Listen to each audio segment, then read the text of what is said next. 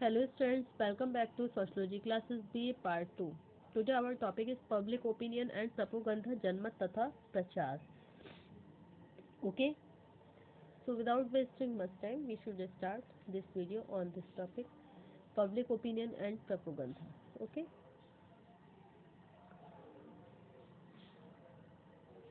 प्रचार की प्रकृति तथा सामाजिक नियंत्रण में इसके महत्व को देखने से यह स्पष्ट हो जाता है कि प्रचार की विधि को पूर्णतया जनमत से पृथक करके नहीं समझा जा सकता है। कभी कभी तो प्रचार और जनमत की प्रकृति एक दूसरे के इतनी समान प्रतीत होती है कि इन दोनों विधियों के बीच स्पष्ट भेद करना भी कठिन हो जाता है। ऐसी स्थिति में यह आवश्यक हो जाता है कि हम प्रचार तथा जनमत के पारस्परिक संबंध और अंतर पर भी विचार करें, जिससे एक दूसरे की तुलना में प्रचार और जनमत की प्रकृति को समझा जा सके। प्रचार तथा जनमत में संबंध, relationship between propaganda and public opinion. प्रचार तथा जनमत की प्रक्रियाएं अपनी कार्यविधि और उद्देश्यों में से एक दूसरे के अत्यधिक समान हैं। सर्वप्रथम यह जानना आवश्यक है कि जनमत का तात्पर्य प्रमुख रूप से किसी भी ऐसे निर्णय से है जो सार्वजनिक रूप से लिया जाता है। जब कभी भी विदेश नीति, युद्ध करों की दर का निर्धारण, ऋण नीति अथवा शिक्षा पद्धति जैसे विषयों पर जनता के निर्णयों में परिवर्तन होता है, तो एक नए शक्तिशाली जनमत का भी निर्माण हो जाता है। परंतु प्रश्न यह है कि स्वयं जनमत का निर्माण किस आधार पर होता है। यही प्रश्न हमें जनमत तथा प्रचार के घनिष्ठ संबंध का बोध भी कराता है।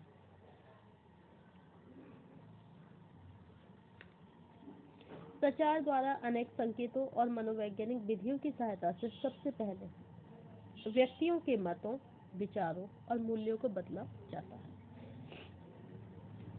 और फिर लोगों की बाह्य क्रियाओं को एक निर्धारित दिशा की ओर मोड़ दिया जाता है। इस प्रकार प्रचार जनमत निर्माण के सबसे ज्यादा शक्तिशाली साधन के रूप में कार्य करता है।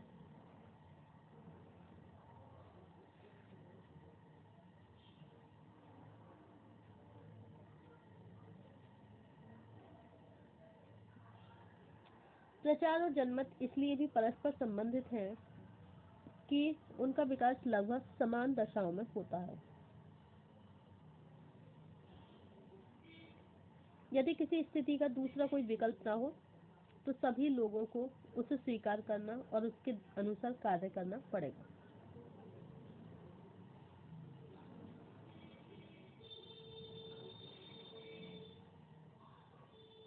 इसके विपरीत जब व्यक्तियों की आवश्यकताएं बदलती हैं और वस्तुओं तथा विचारों के क्षेत्र में नए नए आविष्कार होते हैं, तो प्रचार और जनमत सम्मिलित रूप से व्यक्तियों के सामने नए विकल्प प्रस्तुत करता है। उनके औचित्य को सिद्ध करता है तथा उन्हें व्यवहार में लाने की प्रेरणा भी देता है। ऐसी स्थिति में प्रचार अथवा जनमत में से किसी के भी महत्व को दूसरे की तुलना में कम अथवा अधिक नहीं कहा जा सकता है। वास्तविकता ये है कि प्रचार जनमत को प्रभावपूर्ण बनाने का आधार है। जनमत यदि व्यक्ति के विचारों और कार्य में परिवर्तन लाने का प्रयास करता है, तो प्रचार मनोवैज्ञानिक आधार पर ऐसे व्यक्तियों का मनोवैज्ञानिक आधार पर ऐसे परिवर्तन का औचित्य सिद्ध करता है। यही कारण है कि व्यक्तियों के व्यवहारों को परिवर्तन करने में प्रचार तथा जनमत सामान्य रूप से बाध्यतामूलक बन जाते हैं। इसी आधार पर अकोलकर का कथन है कि प्रचार एक व्यक्ति अथवा समूह द्वारा किसी क्षेत्र में जनमत को प्रभावित करने वाला एक संगठित प्रयास है।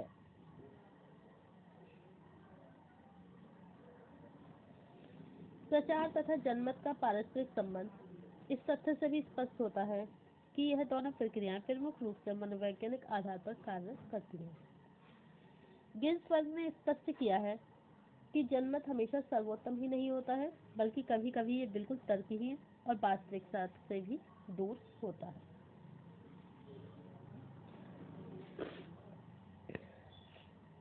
इसके पश्चात भी यह अक्सर बहुत प्रभावपूर्ण हो जाता है, क्योंकि इससे संबंधित विचार या तो बहुत विश्वासपूर्ण और योजनाबद्ध रूप से प्रस्तुत किए जाते हैं, अथवा इससे प्रस्तुत करने वाला व्यक्ति बहुत लोकप्रिय या सम्मानित होता है। यह स्थिति बिल्कुल वैसी ही है जैसे कि प्रचार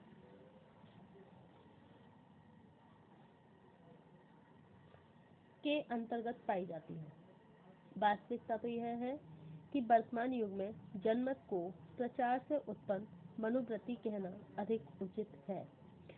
जिस प्रकार प्रचार में अनेक मनोवैज्ञानिक तरीकों जैसे प्रेरणा, सुझाव, सामान्यीकरण तथा पुनरावृत्ति आदि का उपयोग किया जाता है, उसी प्रकार जनमत निर्माण में भी इन मनोवैज्ञानिक विधियों का भी महान महत्व है। इसका तात्पर्य यह है कि जनमत का निर्माण प्रचार की प्रक्रिया के ही समान होता है।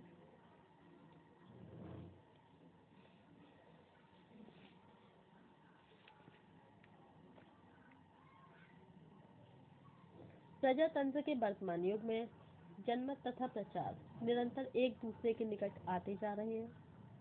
आज जैसे जैसे व्यक्ति के सामाजिक, आर्थिक तथा धार्मिक जीवन में राज्य का हस्तक्षेप बढ़ रहा है, राज्य और सरकार को प्रत्येक कदम पर नई जनमत की आवश्यकता होती है।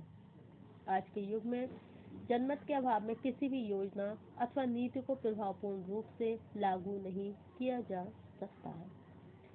स्वाभाविक है कि इस कार्य के लिए नियोजित प्रचार की सहायता ली जाती है।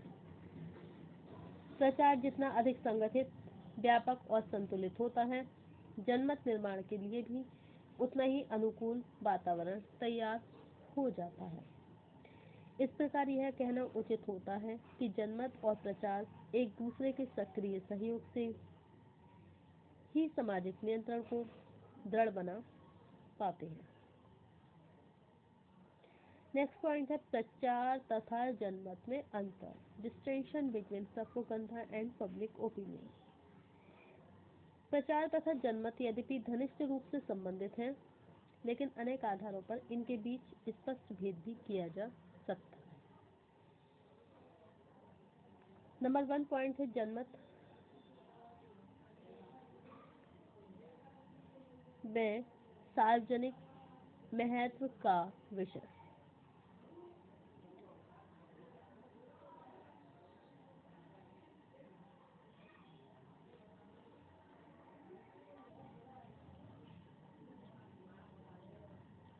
जनमत साधारणतया सार्वजनिक महत्व के विषय से संबंधित होता है। इसके फलस्वरूप जनमत निर्माण में स्वाभाविक रूप से समूह कल्याण का समावेश हो जाता है। नेक्स्ट पॉइंट है जागरूक। ओके,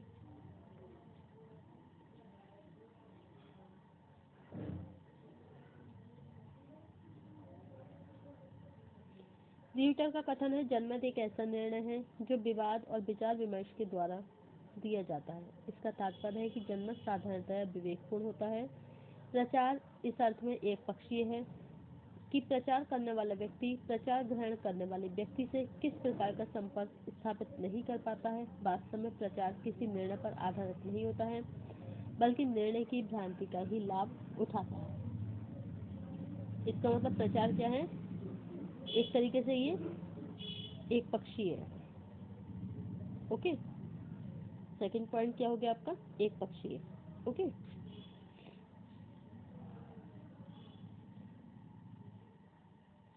नेक्स्ट पॉइंट है जागरूक। अब आपका थर्ड पॉइंट आता है जागरूक।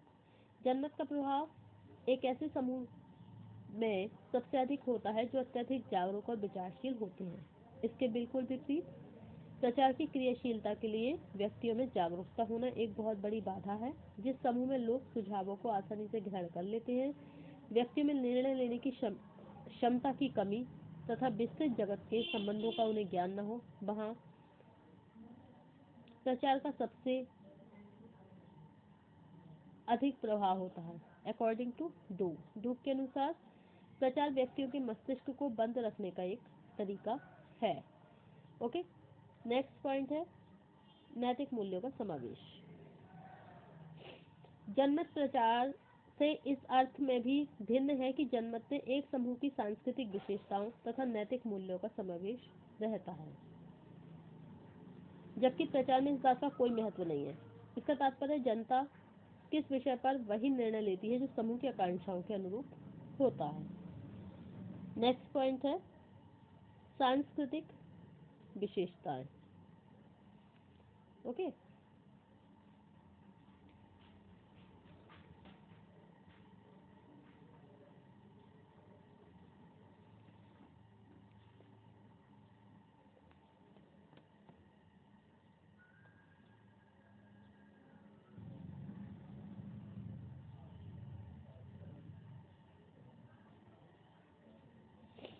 जनमत प्रचार से इस अर्थ में भी भिन्न होता है कि जनमत में एक समूह की सांस्कृतिक विशेषताओं तथा नैतिक मूल्यों का भी समावेश रहता है, जबकि प्रचार में इस बात का कोई भी महत्व नहीं है। ओके, नेक्स्ट पॉइंट है आपका संस्थात्मक। कौन सा है? संस्थात्मक।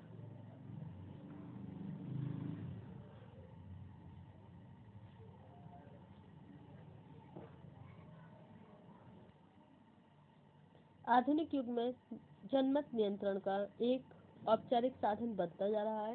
इसका कारण यह है कि जनमत की शक्ति भी संस्थात्मक बनने लगी है। जनमत की शक्ति कैसी बनने लगी है? संस्थात्मक। और जनमत की अवहेलना करने पर राज्य की ओर से नियमित दंड देना भी उचित समझा जाने लगा है। इसके विपरीत प्रचार सदैव अनौपचारिक रहता है, क्योंकि इसको न मानने पर व्यक्ति को किसी भी तरह का दंड नहीं दिया जा सकता है।